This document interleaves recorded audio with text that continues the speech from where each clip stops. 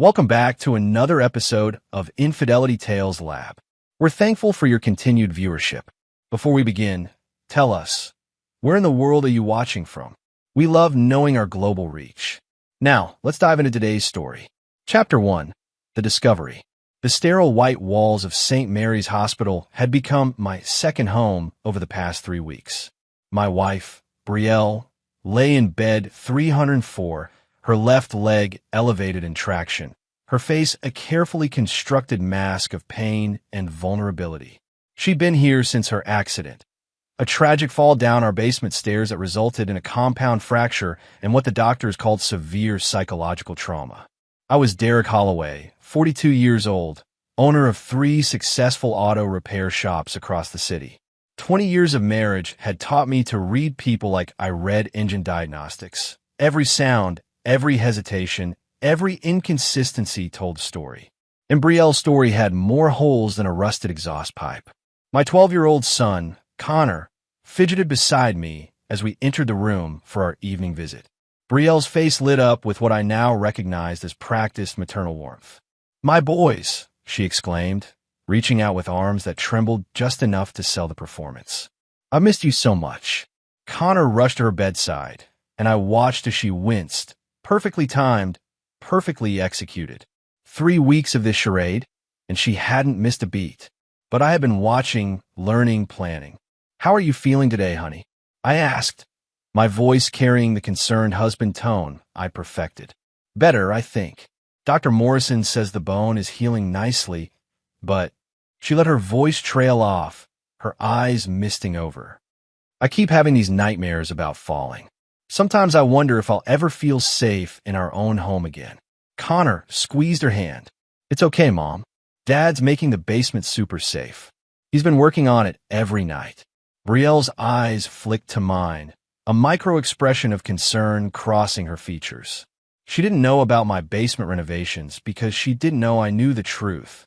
The basement where she'd never actually fallen. The basement where I'd found traces of her real activities. "That's very thoughtful of your father," she said carefully. As Connor chattered about his day at school, I studied the room with new eyes. After 3 weeks of visits, I knew every detail.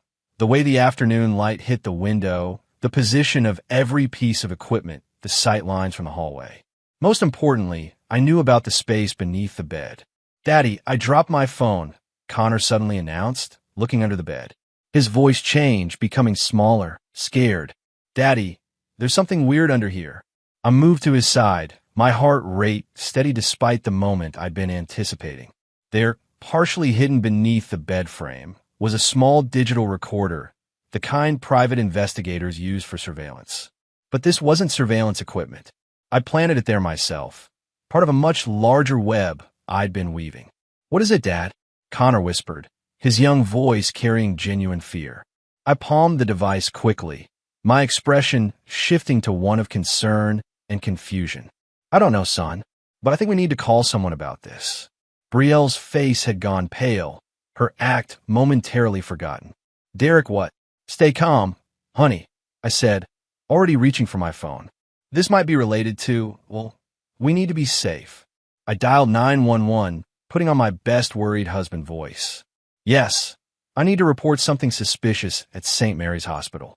My wife is a patient here, and my son just found what appears to be recording equipment under her bed. Room 304. The operator's voice was crisp and professional. "Sir, we're dispatching an officer immediately. Please don't touch anything else and remain in the room." As I hung up, Brielle grabbed my arm. "Derek, what if someone's been watching me, recording me?" Her voice cracked with what sounded like genuine fear, but I knew better. She was afraid. "All right, just nodded the recorder." "It's going to be okay," I assured her, covering her hand with mine. "The police will figure this out." Connor pressed closer to me, and I put my arm around him. My son had no idea he just set the first domino falling in a carefully orchestrated sequence that would end with justice. My kind of justice.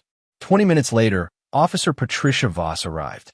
She was young but thorough, asking all the right questions while examining the recorder with latex gloves. After documenting everything and taking our statements, she bagged the device as evidence. "Mr. Holloway," she said, pulling me aside, "this is definitely surveillance equipment. High-end stuff. We'll have our tech team examine it, but I have to ask, is there anyone who might want to spy on your wife? Any threats, suspicious people, anything unusual lately?" I let my expression darken with protective anger. "Officer, 3 weeks ago my wife had a terrible accident. She's been through enough without someone violating her privacy like this. I want whoever did this caught. We'll do everything we can, sir. In the meantime, I'd recommend requesting a room change and perhaps considering private security." After Officer Voss left, I sat beside Brielle's bed, holding her hand while Connor played on his tablet nearby. She was quieter now, lost in thought. She didn't know that the recorder contained conversations between her and her lover, Dr. Reed Morrison, her attending physician and the man she'd been having an affair with for 8 months. She also didn't know that I'd been recording them for weeks, gathering evidence not for divorce court, but for something far more permanent. Brielle had made the mistake of thinking she was smarter than me, and Dr. Morrison had made the mistake of believing he could play God with other people's lives. "Derek," Brielle whispered, squeezing my hand, "what if whoever planted that thing comes back?" I squeezed back, my voice gentle but my eyes hard. "Don't worry, sweetheart. I'll make sure no one ever hurts you again." As I spoke those words, I thought about the basement renovations Connor had mentioned, modifications that had nothing to do with safety and everything to do with justice. The same basement where Brielle claimed to have fallen, where I'd actually discovered evidence of her deception, and where very soon she and Dr. Morrison would face the consequences of their betrayal. The first piece was in play. Officer Voss would analyze the recorder, find the incriminating conversations, and begin connecting dots I'd carefully laid out for her to find. What she wouldn't realize was that she was working my case, following my evidence, moving toward my desired conclusion. I looked at my wife's worried face and felt nothing but cold satisfaction. She taught me that love was weakness, trust was foolishness, and family was just another word for people who could hurt you most. Now I was going to teach her that Derek Holloway was nobody's fool, and some lessons were permanent. Chapter 2. The Surgeon's Secret. Dr. Reed Morrison prided himself on steady hands and nerves of steel. At 38, he was one of the youngest orthopedic surgeons at St. Mary's, with a reputation for fixing what others deemed unfixable.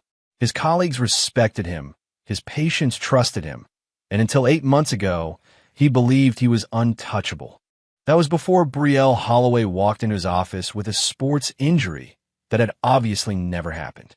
She'd been beautiful, vulnerable, and married, exactly the kind of dangerous distraction he should have avoided. Instead, he'd made the mistake of his life.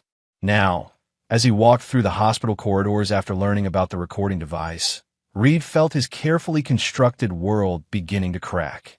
The device had been found just hours after their planned meeting in the supply closet had been interrupted by an emergency surgery.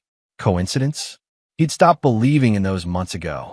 Reed's background wasn't the pristine success story his colleagues imagined.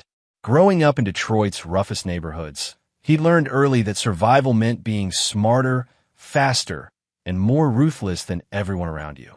Medical school had been his escape, but the streets had never really left him. That edge had served him well in surgery, where split-second decisions meant life or death.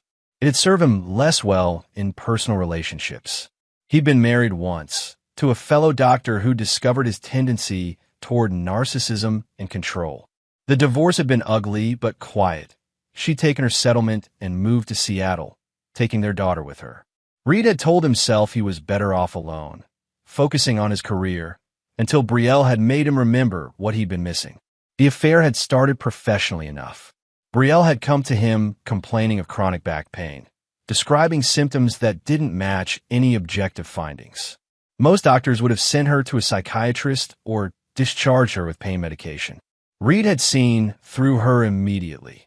She was lonely, looking for attention, trapped in a marriage to a man she described as emotionally distant and controlling. He should have maintained professional boundaries. Instead, he found himself scheduling unnecessary follow-up appointments, spending extra time with her, eventually meeting her for coffee to discuss her treatment options. The first kiss had happened in his office after hours. The first time they'd slept together had been in his apartment 3 weeks later. The relationship had been intoxicating and dangerous. Betrayal was passionate, spontaneous, everything his ex-wife hadn't been. She made him feel powerful, desired, alive in ways he'd forgotten were possible. But she'd also been reckless, pushing for them to meet at the hospital, in supply closets, even suggesting they go away together for weekends. Rita tried to maintain some semblance of caution, but Betrayal had a way of making his careful plan seem cowardly. When she proposed the accident scheme, he'd initially refused. The plan was insane. Fake a fall, check herself into the hospital under his care, use her recovery time to plan their future together while her husband played the dutiful visitor. He'll never suspect, she'd argued. Derek's smart with engines, but he's clueless about people. In this way, we can be together every day without anyone questioning it. I'll be your patient, you'll be my doctor, and he'll pay for my hospital room while we plan our escape. The scheme had required Reed to falsify medical records, coordinate with radiology to create convincing X-rays of a fracture that didn't exist, and maintain an elaborate fiction with his colleagues. He justified it by telling himself they were just buying time to figure out how to leave their respective situations cleanly. But 3 weeks in, Reed was beginning to suspect they weren't as clever as they'd thought. There had been small things, security cameras that seemed newly positioned, maintenance workers who appeared in odd places, conversations that felt like they were being overheard. And now the recording device. His phone buzzed with a text from Betrayal. "We need to talk. Something's wrong." Reed deleted the message and tried to focus on his rounds, but his hands were shaking slightly as he reviewed patient charts. In surgery, trembling hands could kill someone. In life, they were just a sign that everything was falling apart. That evening, he found an excuse to check on Betrayal during visiting hours, timing his arrival for when her family usually went to dinner. But when he entered her room, Derek Holloway was still there, sitting in the visitor's chair like he owned it. "Dr. Morrison," Derek said, standing to shake hands. "Perfect timing. I want to thank you again for taking such good care of my wife." Reed forced a smile, noting how Derek's grip lingered just a moment too long, how his eyes never left Reed's face. "Just doing my job, Mr. Holloway. How are you holding up? This has been difficult for your whole family." "We're managing," Derek replied. "Though I have to admit, finding that recording device has me concerned. Someone was obviously targeting Betrayal specifically. Any idea who might want to spy on one of your patients?" The question hung in the air like a challenge. Reed felt sweat gathering at his collar despite the hospital's air conditioning. "It's disturbing. Hospital security is investigating, of course. We take patient privacy very seriously." "I'm sure you do," Derek said. "Betrayal speaks so highly of you. She says you've been very attentive." Reed's medical training kicked in, helping him maintain composure even as alarm bells rang in his head. "I try to provide comprehensive care. Recovery from this type of injury requires both physical and emotional support." "Exactly what I'd expect from someone with your reputation," Derek continued. "I've been asking around about you, doctor. Everyone says you're very dedicated. Sometimes you work late into the night, I hear." "Medicine is demanding," Reed managed. Derek nodded thoughtfully. "I imagine it is. Well, I should let you examine your patient. I'll just be down in the cafeteria if you need anything." After Derek left, Reed approached Betrayal's bed with growing dread. She grabbed his hand immediately, pulling him closer. "He knows," she whispered urgently. "I don't know how, but he knows. You're being paranoid." The recorder wasn't random, Reed. Someone planted it there specifically. Someone who knew we'd be talking. And the way Derek was looking at you just now. Reed had seen that look too. It wasn't the confused concern of a worried husband. It was the calculating stare of a predator who'd cornered his prey. "Even if he suspects something, he can't prove anything," Reed said, but his voice lacked conviction. "You don't understand," Betrayal said, her grip tightening on his hand. "Derek isn't like other men. He doesn't forgive, ever. In 20 years of marriage, I've never seen him let anything slide. If he knows about us..." "What are you saying?" "I'm saying we need to disappear. Tonight. I'll check myself out AMA. We'll take my car, and we'll drive until we hit Canada or Mexico. Reed stared at her, realizing for the first time that he was looking at someone who was genuinely terrified. Not of discovery, not of divorce, but of her husband. Brielle, you're talking about abandoning everything. Better than being dead, she cut him off. You don't know Derek like I do. He's not just going to file for divorce and move on. He's going to destroy us both, and he's going to enjoy every minute of it. As if summoned by their conversation, Derek appeared in the doorway again, holding 2 cups of coffee. Sorry, forgot to ask if you wanted anything, Dr. Morrison. Coffee? I got extra. Reed's mouth felt like sand. No, thank you. I should check on my other patients. Of course. Don't let us keep you. As Reed left the room, he heard Derek's voice, warm and conversational. Honey, I've been thinking. Maybe it's time you came home. The basement renovations are almost finished, and I think you'd be much more comfortable in familiar surroundings. Reed didn't wait to hear Brielle's response. He walked quickly toward the elevator, his mind racing. Brielle was right. They needed a run. But as the elevator doors closed, he caught sight of Derek Holloway watching him from the hallway and realized that running might already be too late. The predator had been hunting them all along, and they'd been too blinded by their own desires to see the trap closing around them. Chapter 3. The Web Titans. Detective Luis Santiago had seen enough domestic cases to know that the most dangerous moment in any marriage wasn't when the fighting started. It was when it stopped. The Holloway case had landed on his desk when the hospital surveillance equipment was processed, revealing not just the planted recorder, but something far more interesting: the recorded conversations between Brielle Holloway and Dr. Reed Morrison. 23 years on the force had taught Santiago to recognize patterns. The suspicious recording device, the convenient discovery by the child, the husband's almost theatrical concern, it all felt orchestrated. But orchestrated by whom and why? Santiago reviewed the files in his cramped office, surrounded by cold coffee and the accumulated paperwork of too many late nights. Derek Holloway owned 3 successful auto shops, paid his taxes, had no criminal record. A model citizen whose wife had suffered a tragic accident and was now apparently the victim of illegal surveillance. But something nagged at Santiago. He'd requested the original accident report from 3 weeks ago, and the details were odd. No witnesses to the fall, no emergency call until hours later, and medical evidence that was somehow both conclusive and suspicious.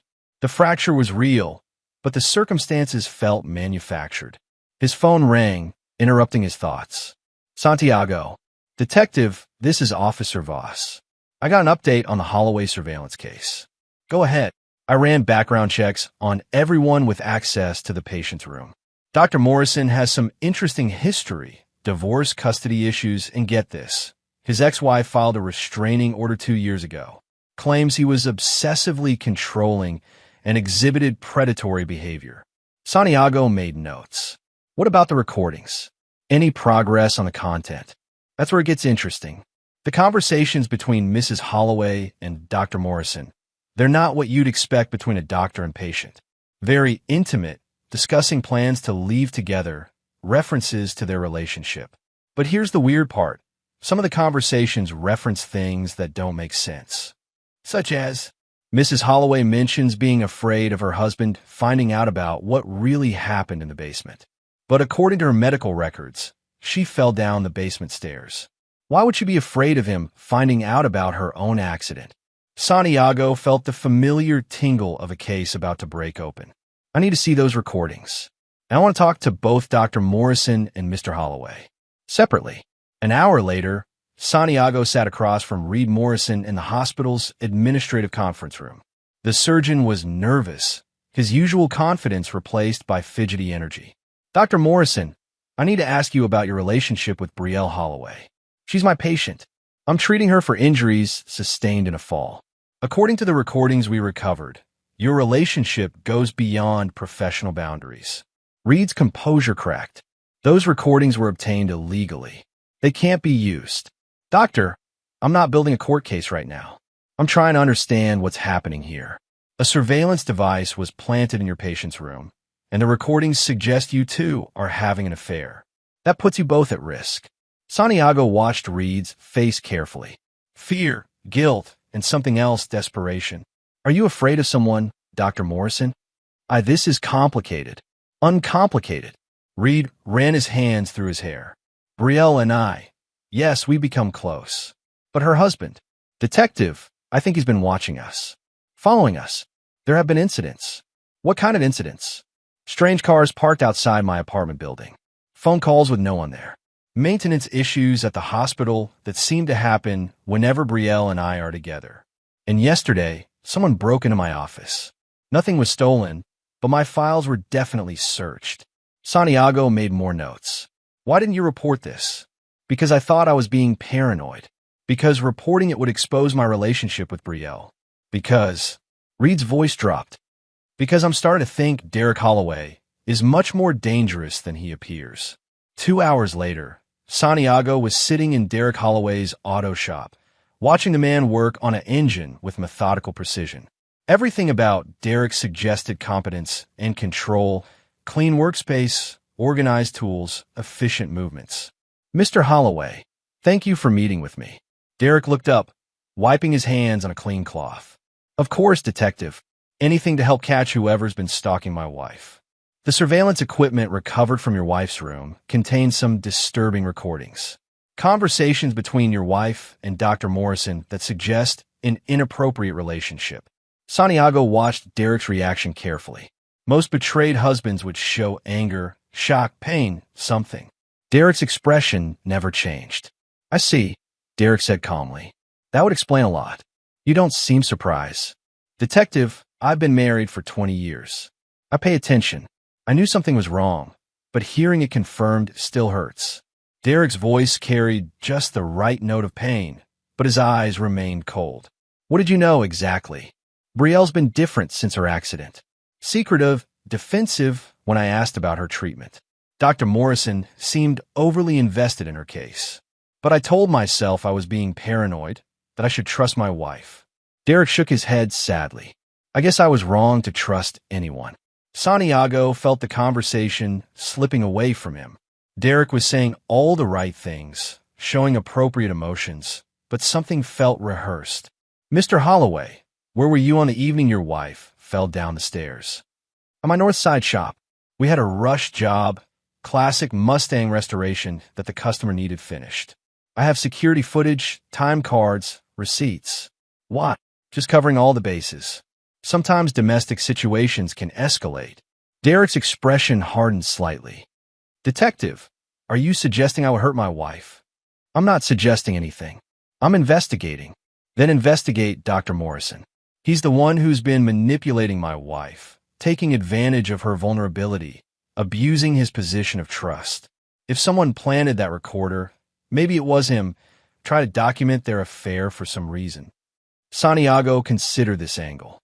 It was possible Morrison had planted the device himself, perhaps to blackmail Brielle or document their relationship for his own protection.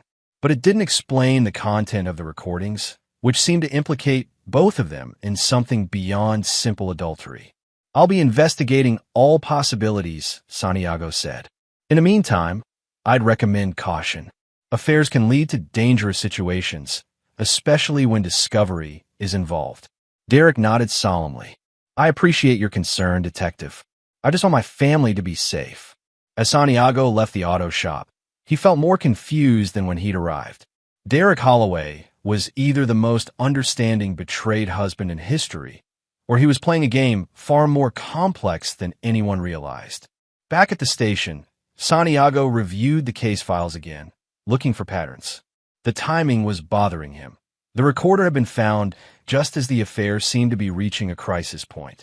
Brielle's recorded conversations suggested she wanted to leave with Morrison immediately, while Morrison seemed reluctant to abandon his career.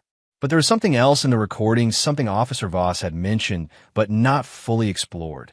References to what really happened in the basement, and Brielle's fear of her husband discovering the truth. If she'd actually fallen down the stairs, what truth was there to discover? Santiago picked up his phone and dialed the forensics lab. This is Detective Santiago. I need you to re-examine the Brielle Holloway medical evidence. I want to know if that basement fall could have happened the way it was reported. While he waited for the forensics review, Santiago pulled up Derek Holloway's business records. 3 auto shops, all profitable, all clean. But successful businessmen were often successful because they understood systems, logistics, planning. They understood how to manipulate variables to achieve desired outcomes. And if Derek Holloway had been planning something for 8 months, if he'd known about the affair all along and been gathering evidence, building a case, preparing for revenge, then everyone involved was dancing to his tune without realizing it. Santiago's phone rang with the forensics results, and what he heard made his blood run cold. The investigation was about to take a very dark turn, and he was beginning to suspect that Derek Holloway wasn't the victim in this case. He was the architect of something much more sinister. The web was tightening, but not around the people anyone expected. Chapter 4. The Reckoning Begins. The forensics report landed on Santiago's desk like a bomb. Dr. Patricia Chun, the department's forensic pathologist, had found inconsistencies in Betrayal Holloway's injuries that raised serious questions about the circumstances of her accident. The fracture pattern is wrong, Dr. Chun explained over the phone.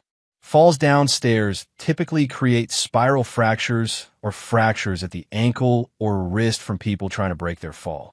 Mrs. Holloway's injury is a clean transverse fracture of the tibia, consistent with direct impact from a blunt object. Santiago felt pieces clicking into place. Could have been self-inflicted? Possible, but unlikely. The force required would cause anyone to pass out from pain. More likely, someone else inflicted the injury while the victim was restrained or unconscious. How long ago? Based on the healing progression, exactly 3 weeks, which matches the timeline of her hospital admission. Santiago hung up and immediately called for backup. Whatever game Derek Holloway was playing, it had moved beyond surveillance and adultery into assault and false imprisonment. But as he prepared to make arrests, his phone rang again. Detective Santiago, this is Dr. Morrison. I need to see you immediately. It's about Betrayal and her husband. I think we're all in danger. An hour later, Reed Morrison sat in Santiago's office, his usual composure completely shattered. His hand shook as he lit his 3rd cigarette in 10 minutes. He's been planning this for months, Reed said. Maybe longer. Everything that's happened, the affair, the accident, even us getting caught, it's all been orchestrated. Start from the beginning. Reed took a shaky drag. 8 months ago, Betrayal came to my office. She was beautiful, vulnerable, said she was trapped in an unhappy marriage. I should have seen it, but I was lonely, and she was magnetic. The affair started naturally, or so I thought. What changed your mind? Little things. She always knew exactly what to say to push my buttons, to make me take more risks. She suggested we meet at the hospital, in supply closets, places where we could easily be caught. When I hesitated, she'd question my commitment, make me feel like a coward. Santiago made notes. Go on. Then came the accident idea. She said it was spontaneous, but now I realize she'd thought it through completely. She knew exactly which injury would require extended hospitalization, which doctor would be assigned to her case, how to work the system. You're saying she planned her own injury? No. Reed's voice dropped to a whisper. I'm saying her husband planned it. She was as much a victim as I was. Santiago felt his understanding of the case shift again. Explain. Last night, after you questioned me, I went to see Betrayal. She was terrified, more frightened than I'd ever seen her. She told me Derek had been planning something for months, that she'd discovered evidence, but thought she could manage him. Reed stubbed out his cigarette and immediately lit another. She said Derek found out about the affair almost immediately. Instead of confronting us, he started manipulating the situation. He encouraged her to see me more often, even suggested she might need ongoing medical care. He was feeding our relationship, making it easier for us to meet. Why would he do that? Because he wanted evidence. Detailed, documented proof of every aspect of our betrayal. But more than that, he wanted us to become dependent on the arrangement, to get careless, to dig ourselves in so deep we couldn't climb out. Santiago reviewed his notes from the Derek Holloway interview. The man's calm reaction to learning about the affair suddenly made more sense. He'd known all along. The basement, Reed continued. Brielle told me Derek's been renovating their basement for months. New soundproofing, reinforced doors, security systems. She thought he was creating a home office, but now what? She thinks he's built a prison. Somewhere he can take us where no one will hear us scream. Santiago felt a chill. Where's Mrs. Holloway now? That's why I'm here. Derek convinced her to check out of the hospital this morning. Said she'd be more comfortable recovering at home. The doctors protested. Her leg isn't ready for discharge, but Derek had all the right forms, knew all the right procedures. And you let her go? Reed's face crumbled. She begged me to help her, but what could I do? If I'd interfered, it would have confirmed Derek's suspicions. She said she'd find a way to contact me, that we'd figure out an escape plan. But detective, that was 8 hours ago, and I haven't heard anything. Santiago was already reaching for his radio when Reed grabbed his arm. There's more. After Brielle left, I went to my apartment to pack. I was going to disappear, start over somewhere else. But Derek was waiting for me. He threatened you? Worse, he offered me a choice. Reed's voice became barely audible. He said I could walk away right now, leave town, never contact Brielle again, and he'd let me live. Or I could try to play hero, in which case he'd destroy me completely. My career, my reputation, my life. What did you tell him? I told him I'd leave. I lied. But detective, the way he said it, this isn't some angry husband making empty threats. Derek Holloway has been planning our destruction down to the smallest detail, and he's enjoying every minute of it. Santiago stood up, his decision made. I'm getting a warrant to search the Holloway house. In the meantime, I'm putting you in protective custody. You don't understand, Reed said desperately. Derek's not just some vengeful husband. He's a businessman who understands systems and logistics. He's had months to prepare for this. Whatever he's planned, it's already too late to stop it. As if to emphasize Reed's point, Santiago's phone rang. The caller ID showed Derek Holloway's number. Detective Santiago, he answered. Detective, this is Derek Holloway. I'm calling to report that my wife has disappeared. Santiago's grip tightened on the phone. What do you mean disappeared? She checked herself out of the hospital this morning against medical advice. Said she needed some time alone to think about our marriage. She took her car and left. I'm worried about her mental state, the affair, the guilt, the medication. I think she might hurt herself. Mr. Holloway, where are you right now? At home, waiting to see if she comes back. Detective, I need to ask you something. Have you arrested Dr. Morrison yet? Why would we arrest Dr. Morrison? For planting that surveillance equipment, for taking advantage of my wife, for potentially kidnapping her. Surely the evidence points to his involvement. Santiago looked at Reed, who was shaking his head frantically. Mr. Holloway, I'm going to need you to come to the station for further questioning. Of course, detective. I want to do everything I can to help find my wife. Should I come now, or would you prefer to meet at my house? I've been organizing some of Brielle's things, trying to figure out where she might have gone. Stay where you are. I'm coming to you. As Santiago hung up, Reed grabbed his arm again. Don't go alone. Please. Derek's not just dangerous. He's smart. Whatever trap he's set, you're walking right into it. Santiago looked at the terrified surgeon and made a decision that would haunt him for the rest of his career. I'm calling SWAT. Whatever Derek Holloway has planned, it ends today. But as Santiago coordinated the response team, he didn't know that Derek had been listening to every word through surveillance equipment he'd planted in the police station months ago. The trap wasn't just closing around Brielle and Reed. It was closing around everyone who tried to interfere with Derek's perfect revenge. In his basement workshop, Derek Holloway smiled as he put the finishing touches on his masterpiece. 20 years of marriage had taught him that the most effective way to destroy someone wasn't with violence. It was with truth, patience, and the careful application of consequences.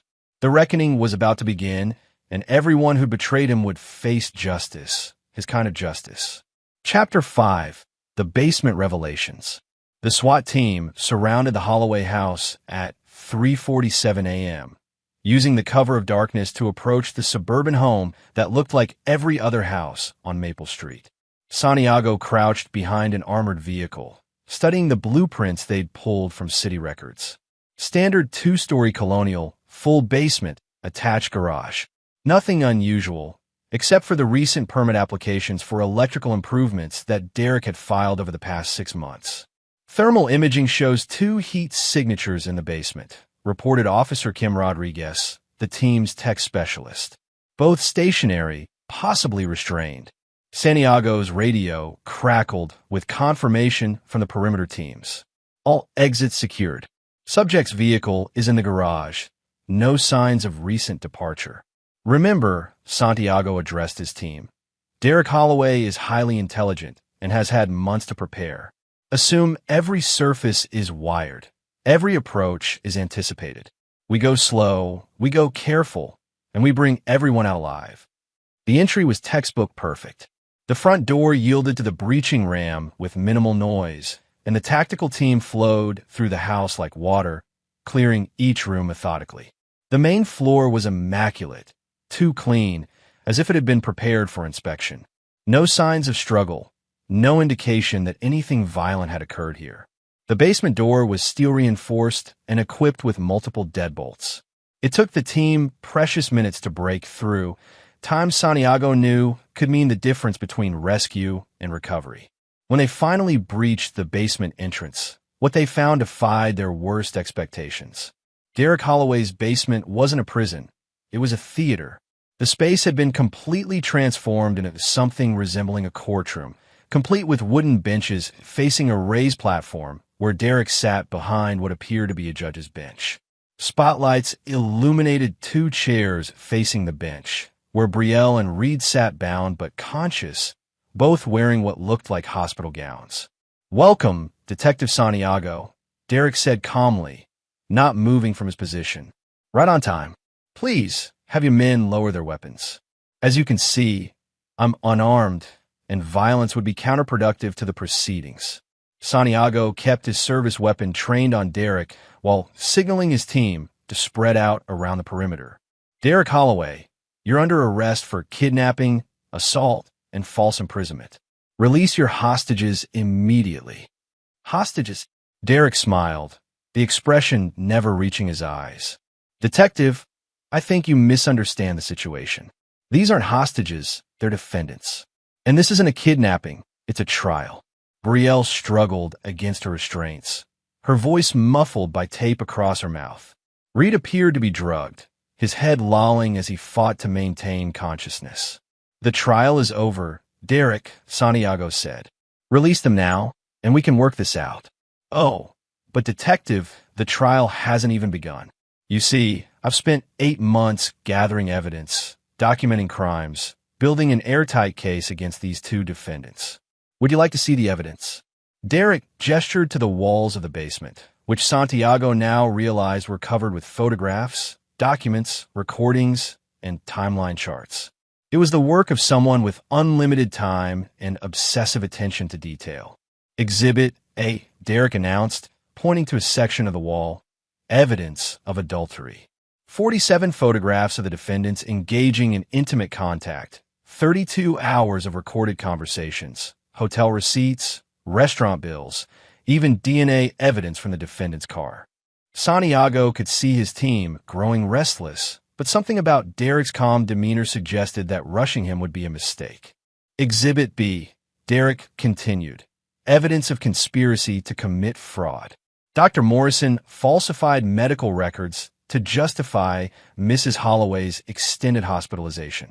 He created fake X-rays, coordinated with corrupt radiology technicians, and billed insurance for unnecessary procedures." "That's enough," Santiago said. "Whatever they did, this isn't the way to handle it." "Exhibit C." Derek's voice rose slightly. "Evidence of attempted murder." The basement fell silent except for the hum of the spotlights. "You see, detective, my wife and her lover didn't just plan to run away together. They planned to eliminate the obstacle to their happiness, me. The basement accident wasn't supposed to happen to Brielle. It was supposed to happen to me." Derek stood up from behind his makeshift bench, his movements careful and controlled.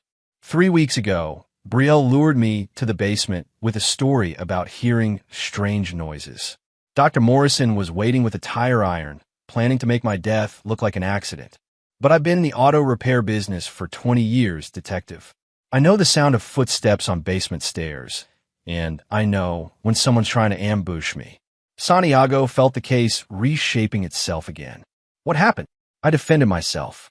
Dr. Morrison's attack missed me and struck my wife instead, breaking her leg exactly as the medical records indicate. In the confusion, I subdued Dr. Morrison and, well, let's say I convinced them both that their original plan needed revision. Derek gestured toward Reed, who was slowly becoming more alert. Dr. Morrison agreed to treat my wife's injury and maintain the fiction that she'd fallen accidentally. In exchange, I wouldn't report their attempt on my life. I thought that would be the end of it. But it wasn't, Santiago said, beginning to understand.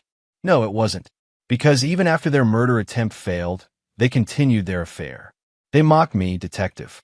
They used my mercy as an opportunity to plan another attempt on my life. That's when I realized that some people can't be reformed. They can only be judged. Derek sat back down, his expression becoming judicial again. So I created this court, a place where the truth could be presented, evidence could be examined, and justice could be administered according to the severity of the crimes. Santiago looked at the elaborate setup, realizing that Derek had built more than a courtroom. He'd built an execution chamber. What's the verdict, Derek? The defendants are guilty of adultery, conspiracy, attempted murder, and showing no remorse for their actions. The sentence is death. I can't let that happen. Derek nodded thoughtfully. I understand your position, detective. You represent a legal system that would give these defendants prison time, parole, and eventually freedom to commit similar crimes against other victims. But I represent a different kind of justice, permanent, absolute, and perfectly fitted to the crime. It's murder, Derek. Whatever they did, you can't. Can I? Derek's calm facade finally cracked, revealing the rage beneath. Detective, these people try to kill me. They use my trust, my love, my home as weapons against me. They turn my own basement into a crime scene and my marriage into a lie. Tell me, what punishment would satisfy your legal system? 7 years? 10? With good behavior, they'd be free before they're 50, free to destroy other families, other lives. Santiago realized that Derek wasn't just seeking revenge. He was seeking permanence, a solution that would end the threat forever. There's another way, Santiago said carefully. Let them go, and I'll make sure they face the full consequences of their actions. Attempted murder, insurance fraud, medical malpractice. They'll spend decades in prison. Derek considered this, his expression thoughtful. And what guarantee do I have that your legal system won't fail me as completely as my marriage did? You have my word. Your word. Derek smiled sadly. Detective, I gave my word to these people 20 years ago. I promised to love, honor, and protect them. Look how well that worked out. The basement fell silent again as Derek seemed to weigh his options. Santiago could see his team preparing for multiple scenarios, but he knew that whatever happened next would depend entirely on Derek Holloway's decision. Very well, detective, Derek said finally. I'll accept your offer, but with one condition. What condition? Derek's smile returned, cold and calculating. I want them to confess. Publicly, completely, with no possibility of recanting later. I want the world to know exactly who they are and what they've done. Can your legal system guarantee me that? Santiago nodded, not trusting his voice. He made deals with killers before, but never with someone who seemed so rationally, methodically committed to destruction. Then we have an agreement, Derek said. But detective, remember this moment. Remember that I chose mercy when I could have chosen justice. Because the next time someone betrays me, there won't be any negotiations. As Santiago's team moved to secure the scene and free the captives, he couldn't shake the feeling that Derek Holloway had won something far more valuable than revenge. He'd won the moral high ground, painting himself as the reasonable party in an unreasonable situation. And as Derek was led away in handcuffs, Santiago noticed that the man's expression showed no regret, no anger, no defeat. Only the satisfaction of someone whose carefully laid plans had achieved their intended result. The basement trial was over, but Santiago had the uncomfortable feeling that Derek Holloway's real victory was just beginning.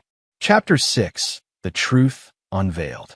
The interrogation room at the precinct had seen countless confessions, but Detective Santiago had never witnessed anything like the systematic destruction of two lives that unfolded over the next 6 hours.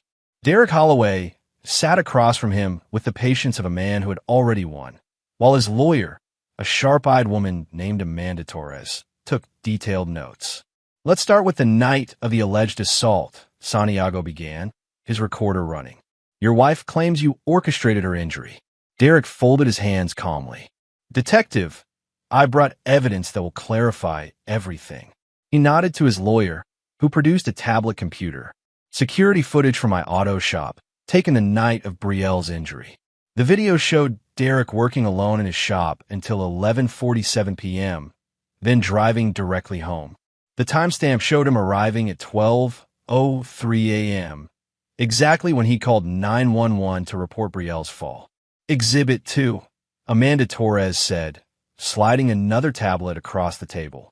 "Hospital security footage from Dr. Morrison's office, taken 2 hours before Mrs. Holloway's injury."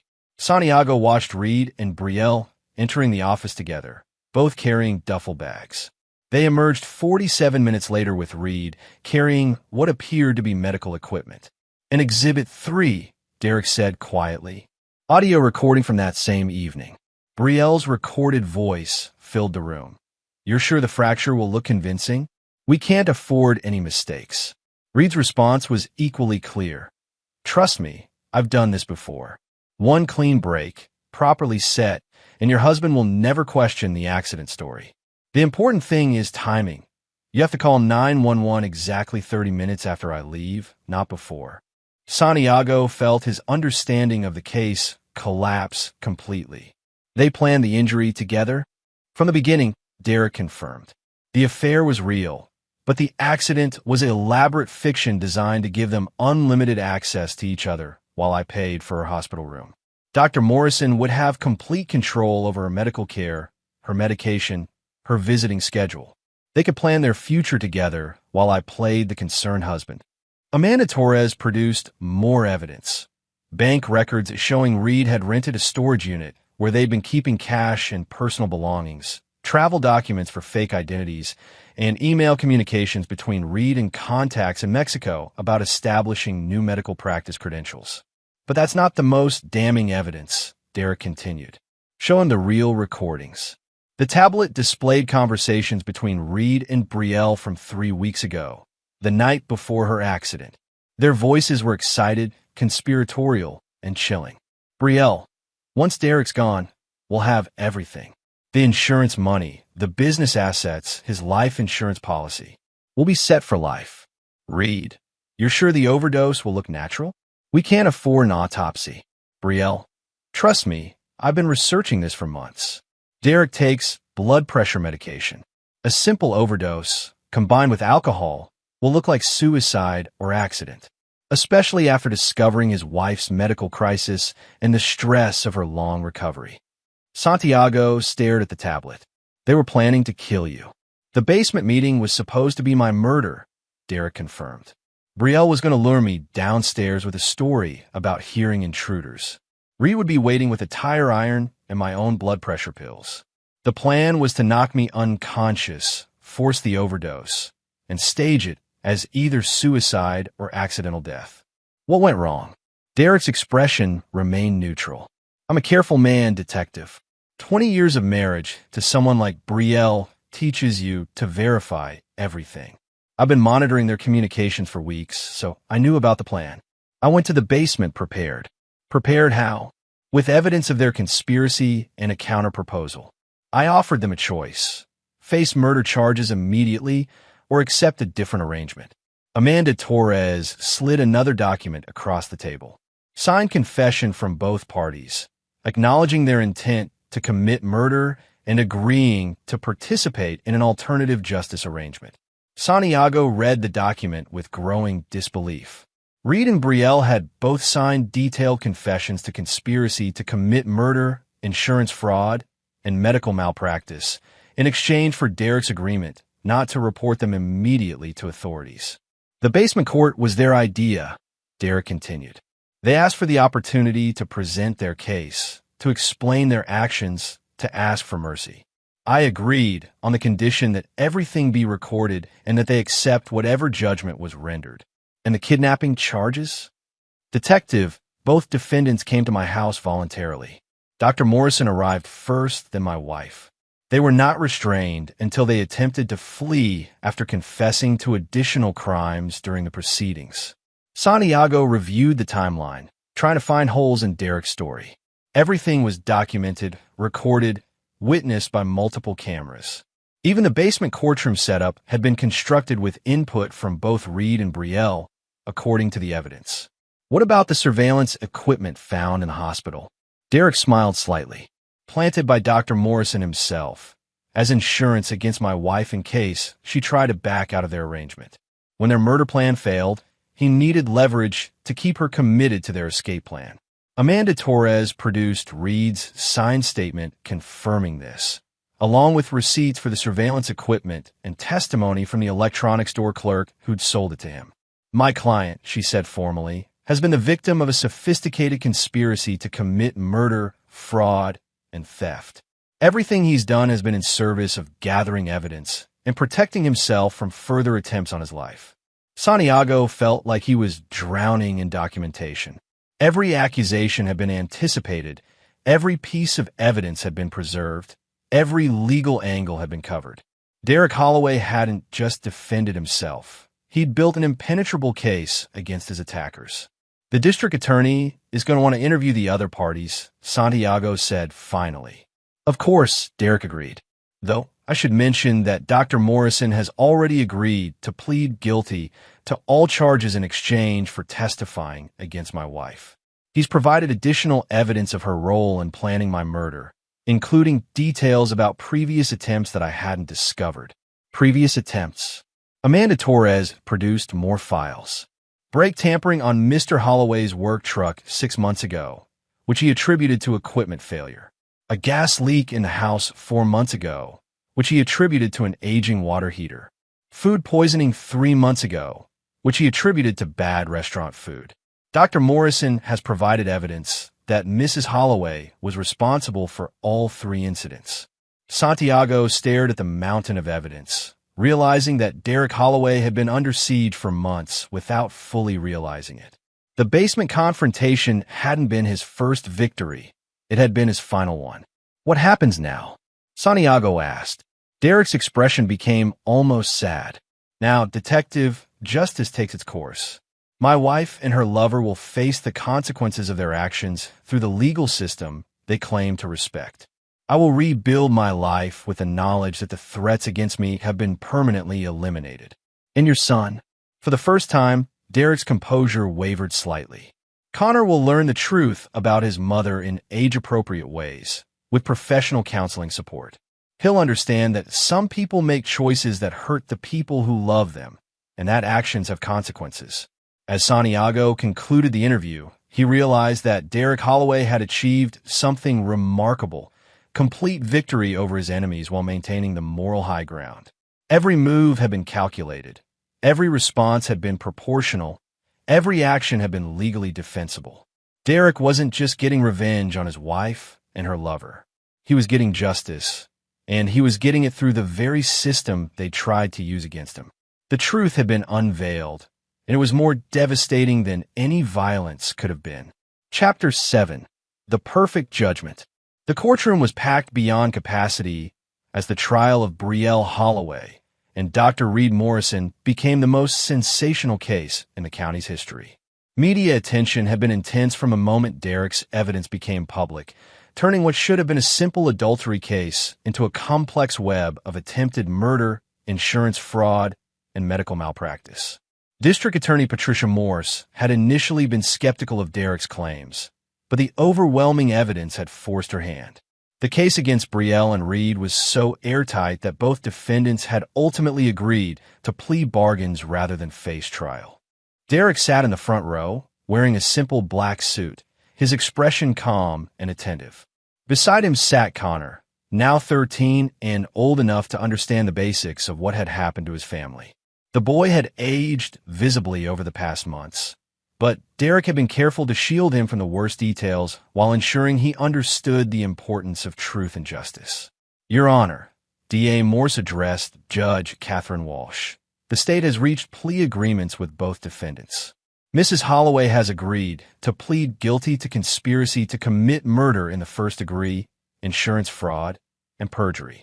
Dr. Morrison has agreed to plead guilty to conspiracy to commit murder, medical malpractice, insurance fraud, and violation of professional ethics.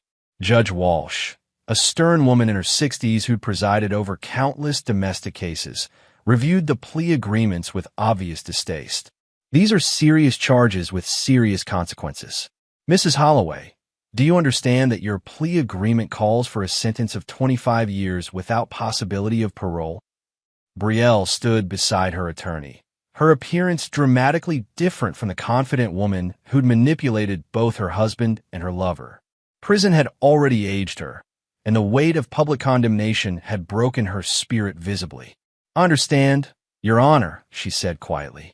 Dr. Morrison, your agreement calls for 20 years without parole, plus forfeiture of your medical license and exclusion from ever practicing medicine again. Do you understand these terms? Reed nodded, unable to speak. The man who'd once been confident enough to perform complex surgeries now looked broken and defeated. Before I accept these pleas, Judge Walsh continued, I want to address the victims in this case. Mr. Holloway, would you like to make a statement? Derek stood slowly, his movements precise and controlled.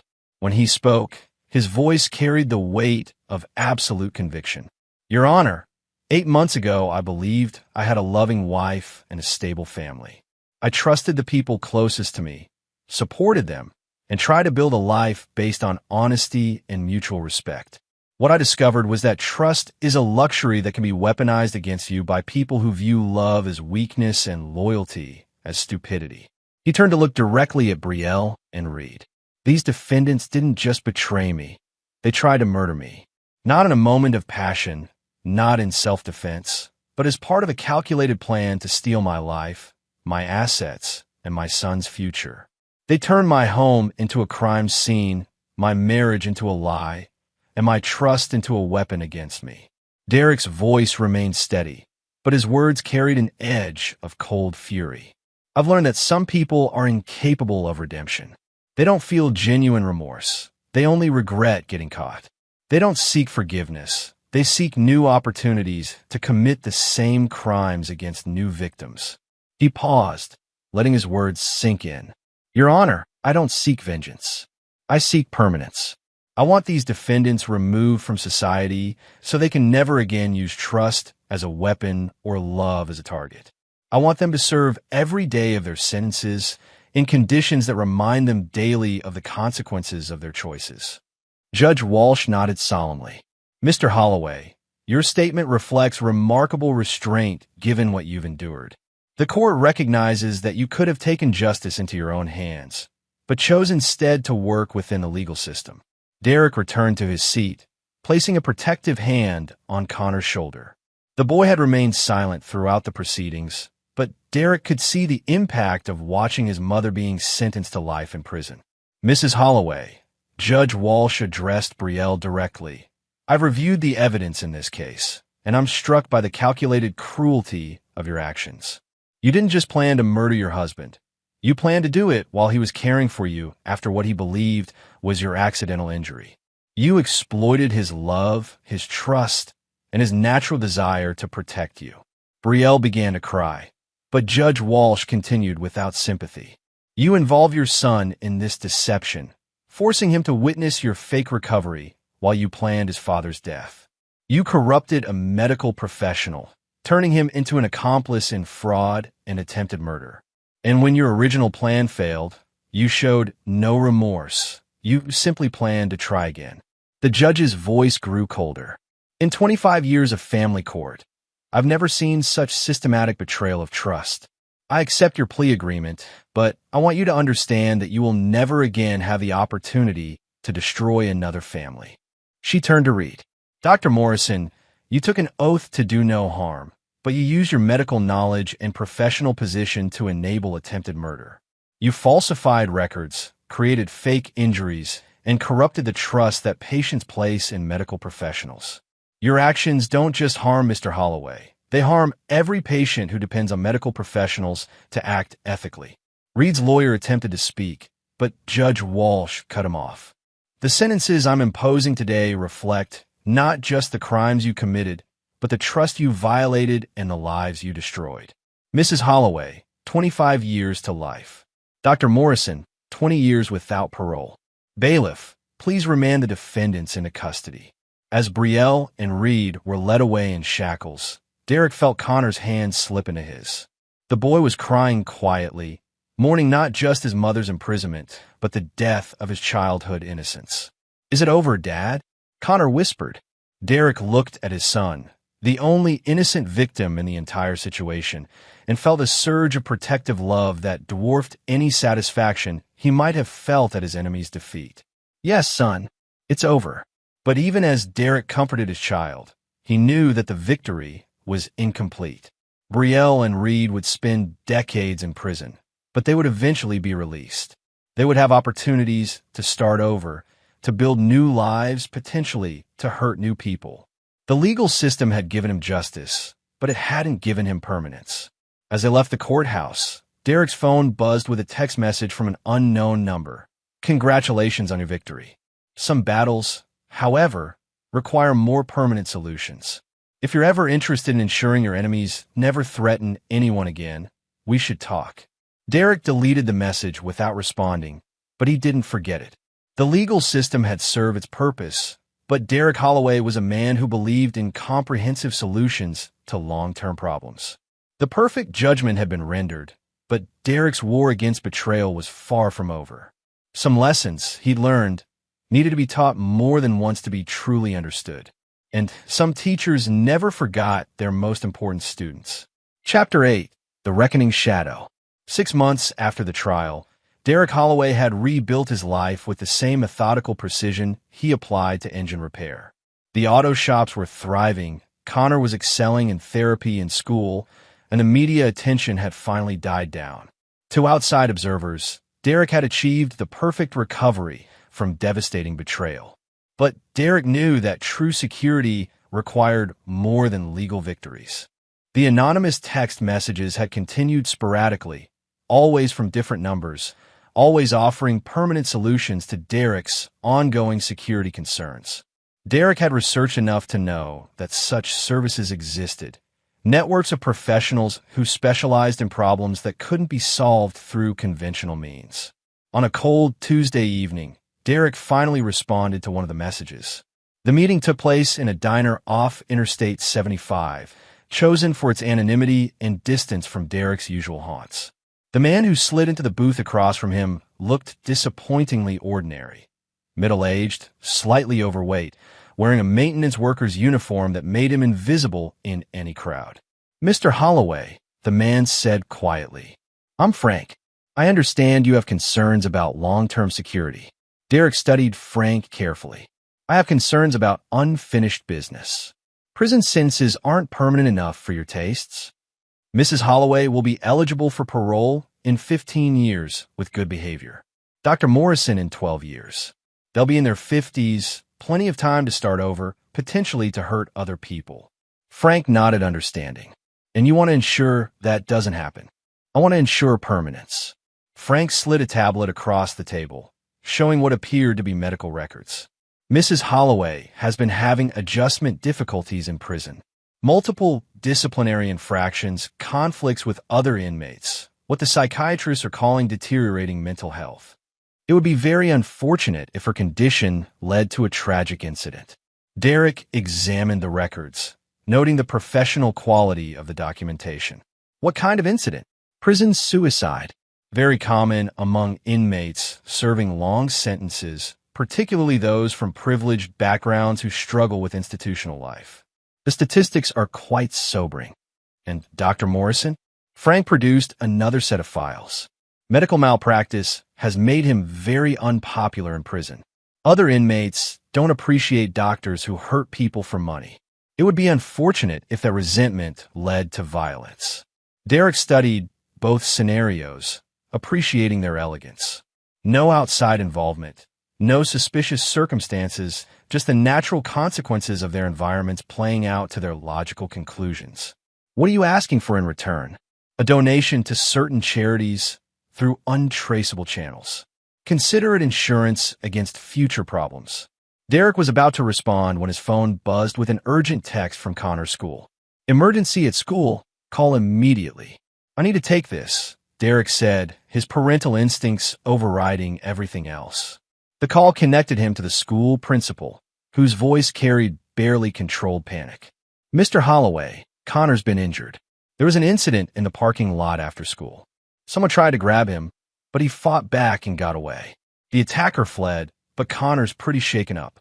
Derek's blood turned to ice. Is he hurt? Bruised and scared, but physically okay. The police are here, and we've called an ambulance as a precaution. You need to get here right away. Derek stood up immediately, his conversation with Frank forgotten. I'm on my way. As he rushed toward his car, Frank called after him.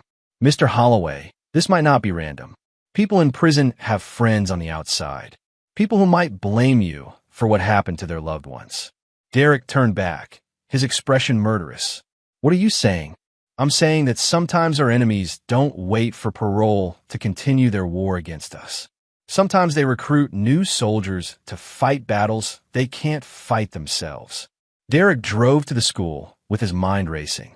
If Brielle or Reed had somehow orchestrated an attack on Connor, then the legal system's justice had failed completely. His son, the only innocent person in the entire situation, was being targeted because Derek had shown mercy instead of seeking permanent solutions. At the school, Derek found Connor sitting in the nurse's office with a police officer, his young face marked with fear and confusion. The boy ran to his father immediately, clinging to him with desperate relief. Dad, there was a man waiting by my bike. He said Mom sent him to pick me up, but I remembered what you taught me about strangers. When I tried to run, he grabbed me, but I kicked him and screamed until teachers came running. Derek held his son close, feeling rage building inside him like a volcanic eruption. Did he say anything else? He said Mom was sorry about what happened, and she wanted to make it up to me. But Dad, Mom's in prison. How could she send someone? Derek exchanged glances with the police officer, who nodded grimly. We're investigating, but it's possible someone in prison put out word that they wanted your son contacted. It happens more often than people realize. As they drove home, Derek's phone rang. Frank's voice was calm and professional. I heard about the incident at your son's school. I hope he's okay. How did you? I make it my business to know about threats to my clients. Mr. Holloway, this confirms what I've been trying to tell you. Prison sentences don't end wars. They just change the battlefield. Your enemies are still fighting, and now they're targeting your child. Derek pulled into his driveway, his decision crystallizing. What do you need from me? A simple wire transfer. By tomorrow morning, your long-term security concerns will be permanently resolved. That night, Derek sat in Connor's room, watching his son sleep and thinking about the nature of justice. The legal system had given him victory, but hadn't given him peace. His enemies were still capable of reaching out from their cells to threaten the most important person in his world. Derek had tried to be reasonable, to work within the system, to show mercy even to people who'd tried to murder him. But mercy, he now realized, was just another word for incomplete solutions. At 3 a.m., Derek made the wire transfer. 2 days later, the news reports were brief and unremarkable. Brielle Holloway had been found dead in her cell, an apparent suicide by hanging using torn bedsheets. Prison officials expressed regret, but noted that such incidents were unfortunately common among inmates serving long sentences. Dr. Reed Morrison's death was equally mundane, a fight in the prison yard that escalated when other inmates learned about his crimes against patients. He'd been stabbed 17 times with improvised weapons before guards could intervene. Derek felt no satisfaction at their deaths. Only the quiet peace that came with knowing the threats against his family had been permanently eliminated. Connor would never have to fear surprise visits from his mother's accomplices, would never have to worry about revenge from people who blamed him for their imprisonment. The war was finally over, and Derek Holloway had won completely. But as he tucked Connor into bed that night, Derek reflected on the price of absolute victory. He'd learned that love could be weaponized, trust could be fatal, and mercy could be the cruelest choice of all. He'd also learned that some battles couldn't be won through conventional means, and some enemies couldn't be defeated through legal channels. Derek Holloway was no longer the trusting husband who'd believed in the goodness of people. He was something harder, colder, and infinitely more dangerous. A man who understood that the only permanent solution to betrayal was the permanent elimination of betrayers. And if anyone else ever threatened his family, Derek was prepared to apply that lesson again. Chapter 9. The New Foundation. 1 year after the deaths of Brielle and Reed, Derek Holloway stood in the renovated basement of his home, but this time he wasn't alone. Connor, now 14 and showing the early signs of his father's analytical intelligence, helped Derek organize the new workshop they'd built together. The space bore no resemblance to the courtroom theater Derek had constructed for his enemy's judgment. Instead, it was a fully equipped automotive workshop where father and son spent their evenings working on classic car restorations. The soundproofing that had once contained confessions now muffled the noise of air tools and welding equipment. "Dad, why did you keep all those cameras?" Connor asked, pointing to the surveillance equipment stacked in boxes near the workbench. Derek looked at his son, considering how much truth a 14-year-old could handle. "Because sometimes people lie about important things, and it's necessary to document the truth. Like Mom did. Like your mother did." Connor had processed his mother's death with the resilience of youth, aided by excellent therapy and Derek's careful guidance. The boy understood that his mother had made terrible choices, that she tried to hurt people Derek loved, and that sometimes bad people face consequences for their actions. Derek had been careful never to express joy at Brielle's death, only relief that the threats against their family had ended. "Mr. Martinez called today," Connor said, changing the subject. "He wants to know if we're still interested in restoring his 1967 Camaro." Derek smiled, appreciating his son's ability to focus on the future rather than dwelling on the past. "What do you think? Are we ready for a project that complex?" "I think we can handle anything," Connor replied with the confidence of a boy who'd watched his father systematically defeat enemies through planning, patience, and superior preparation. Derek's phone buzzed with a text message, one of many he'd been receiving lately. Word had spread through certain networks that Derek Holloway was a man who solved permanent problems permanently. Business owners dealing with partners who'd stolen from them, executives whose employees had betrayed trade secrets, even other betrayed spouses, all seeking Derek's particular brand of consultation. He turned down most requests, but not all. Some situations required the kind of comprehensive solutions that Derek had perfected, and Derek had discovered that he possessed a talent for strategic problem-solving that extended far beyond automotive repair. "Derek," the latest message read, "My daughter was killed by a drunk driver who got off on a technicality. The legal system failed us completely. I heard you understand how to achieve real justice. Can we meet?" Derek considered the message while watching Connor work on a carburetor rebuild. His son had learned valuable lessons from their family's tragedy. That trust must be earned, that actions have consequences, and that sometimes good people must make hard choices to protect what matters most. Derek typed his response. "Wednesday, 8 p.m., Murphy's Diner on Route 9. Come alone, bring documentation." As he sent the message, Derek reflected on how much his life had changed. He was no longer the naive husband who believed that love and trust were sufficient protection against the world's dangers. He'd evolved into something more effective, a man who understood that lasting peace required permanent solutions to permanent problems. The auto shops were more profitable than ever, partly because Derek's reputation for thorough problem-solving had attracted clients who value discretion and permanent results. Connor was thriving academically and emotionally, secure in the knowledge that his father would protect him from any threat. And Derek himself had found his true calling, not just as a businessman or father, but as an architect of justice for people the legal system had failed. "Dad," Connor said, looking up from his work, "when I'm older, will you teach me everything you know about solving problems?" Derek studied his son's serious expression, seeing intelligence, determination, and a hardness that hadn't been there before their family's ordeal. Connor was growing up faster than Derek might have preferred, but he was growing up strong, smart, and uncompromising about what mattered. "I'll teach you everything that's appropriate for you to know," Derek replied carefully. "But remember, some problems have simple solutions, and some require more comprehensive approaches." Connor nodded solemnly. "I understand. Some people can be reasoned with, and some people can only be stopped." Derek felt a surge of pride at his son's insight. The boy had learned the most important lesson from their family's tragedy: that evil exists, that it often wears familiar faces, and that good people must be prepared to fight it with whatever methods prove necessary. That evening, after Connor had gone to bed, Derek stood in his renovated basement and contemplated the future. He'd built a new life on the foundation of his enemy's destruction, and that foundation was solid, permanent, and unshakable.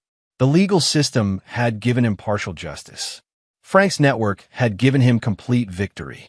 But Derek's own evolution had given him something more valuable: the knowledge and capability to ensure that betrayal would never again threaten what he loved. His phone buzzed with another message from another person seeking the kind of permanent solutions that courts couldn't provide. Derek read the request, evaluated its merits, and began planning his response. Derek Holloway had learned that forgiveness was weakness, mercy was dangerous, and the only reliable way to protect the innocent was to permanently eliminate threats before they could strike. It was a harsh lesson, but it was one that had saved his son's life and secured their future.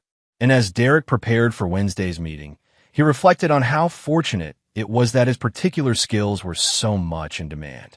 There were many people in the world who needed permanent solutions to permanent problems, and Derek Holloway had become very good at providing exactly what they needed. The basement had once been a courtroom where Derek had judged his enemies. Now, it was a workshop where he built the tools for other people's justice. And Derek Holloway was just getting started. The end. Final word count: 6,847 words. The story of Derek Holloway serves as a reminder that betrayal comes with consequences, that trust once broken can never be fully repaired, and that some people will go to extraordinary lengths to protect what matters most to them. Derek never forgave, never forgot, and never allowed his enemies to threaten his family again. His transformation from trusting husband to calculating architect of justice represents the price of surviving absolute betrayal, and the power that comes from refusing to be anyone's victim ever again. And there you have it. Another story comes to an end. What did you think? I'd love to hear your thoughts in the comments below. If you enjoy this story, consider joining our community by subscribing. It means the world to us. For more stories like this one, check out the recommended videos on screen, and I'll see you there.